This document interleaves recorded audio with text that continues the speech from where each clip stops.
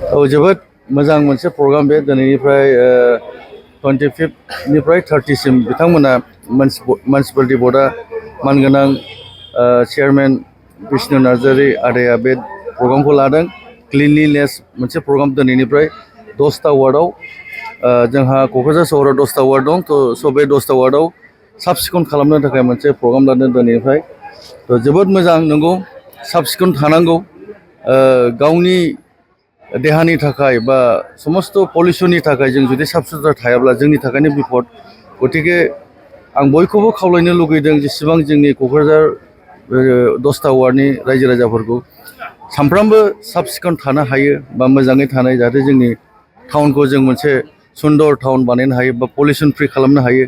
आं बेखौनो बयखौबो खावलायो जाहाथे जेरै बिथांमोननि मिउनिसिपालिटि बर्डआ जेबायदि मोनसे सिद्धान्त लादों बे सिद्धान्तखौ बयबो सापर्ट खालामनानै दिनै फैदों। 1 नम्बर वार्ड 2 नम्बर वार्डनि सेल्फ हेल्प ग्रुप वार्ड कमिशनारफोर बा रायजो राजाफोर ओनसोलनि रायजो राजाफोरा फैनानै सापर्ट खालामफैदों। गतिके आं बे बिथांमोननि मिशनखौ साक्सेस जायो होननानै आं कामना खालायो आरो बेजों लोब्बा लानानै जोंनिनो आर्बाननि मानगोनां श्रीमती मुनमुन बायद'खौबो आङो धन्यबाद जासियो। बिथांमोननि सिन्था धारानाव बे जादों।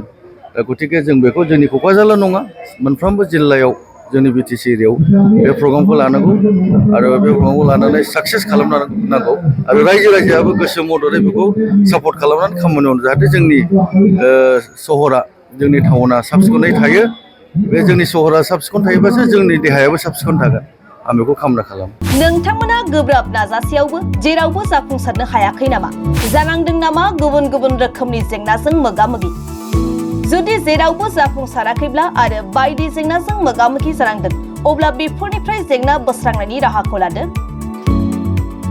मायांनिफ्राय सोलोंथाइ लानाय मुंदांखा तान्त्रिक आरबाज कबिराजआ नोंथांमोननि बेफोर जेंनाखौ बोस्रांनानै होगोन।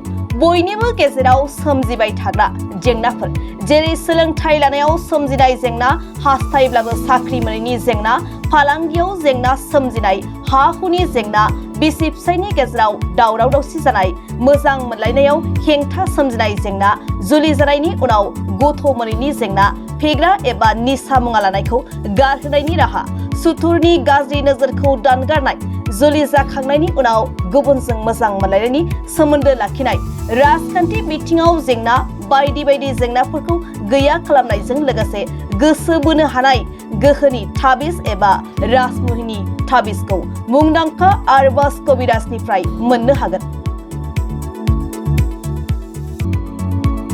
अब्ला मानोथो गोबाव खालामनो? नोंथांनि जेंनाखौ गैया खालामनो थाखाय 7908887945 मबाइल नम्बराव फोनांजाब खालामदो आरो आरबाज कबिराजनिफ्राय सुबुरुन लादो।